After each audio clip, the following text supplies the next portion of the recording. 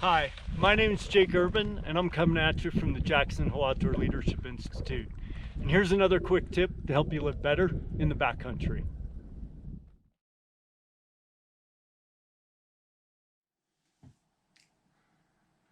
Hi everyone, welcome to the living room edition of Live Better in the Backcountry. I figured I'd talk to you about a medical kit today from the comfort of my living room, mainly because that's where I plan for the majority of my trips. Turns into the place where I sprawl out all my gear, so here we go. When I think about my backcountry ski pack, I break it up into 4 components. The first component that I deal with is scene size up.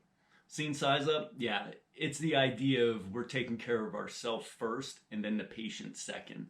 And so in the simplest form, how do we do that? Well, carrying nitrile gloves is one good option. Obviously face masks today, eyewear as well, and then being able to have some type of sanitizer to be able to clean up with after the fact. The second component that I think about in my medical kit is Airway. In regards to Airway, I'm carrying a pocket mask. Specifically, I'm carrying a new mask. These are a little bit more streamlined. They take a little bit more training, and they are a little bit more expensive, but they do cut down on the bulk, and they're really effective in the field. The other thing that I'm carrying in the field in regards to Airway is a OPA and NPAs. So oral pharyngeal airways and nasopharyngeal airways. This is generally an EMT level skill. If you do have the training, you should definitely think about carrying these things. If you don't have the training, you should seek out a course with us.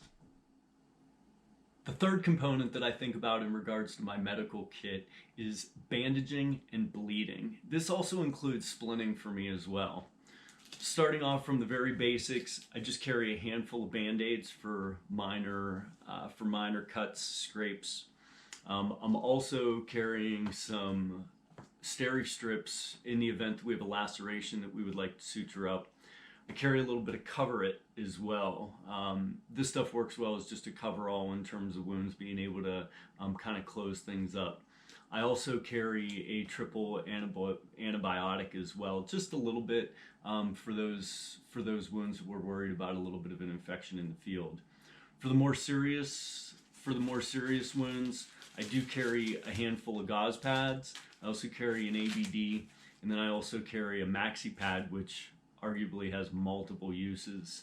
And then I also carry some roller gauze to help me out with that bandaging.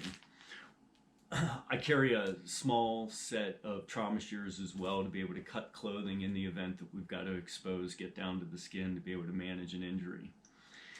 In regards to bandaging as well, but more towards the splitting end of it, I do carry a little bit of vet wrap, which is helpful in both cases in regards to splinting and bandaging. And then I also carry 3 cravats as well. The other piece that I'm carrying is a little bit more mechanized and a little bit more expensive, but it definitely solves some problems for me. So I carry a couple of ski straps. These are specific to my med kit, so I just bury these in the bottom. I also carry 2 more outside of that. And then I actually carry a manufactured splint from Alpine Threadworks, and you actually put a ski pole up each side of this and then add some padding, and then you can splint a leg with it. So the last component that I'm thinking of in regards to my medical kit is C for circulation, specifically around shock. And so the simplest thing that I'm carrying is baby aspirin. I'm carrying this in the event of a cardiac event. Make sure if you are administering this that you know your protocol. If you don't know a heart attack protocol around aspirin, find us for some more training. Additionally, I'm carrying a full-size guide tarp as well.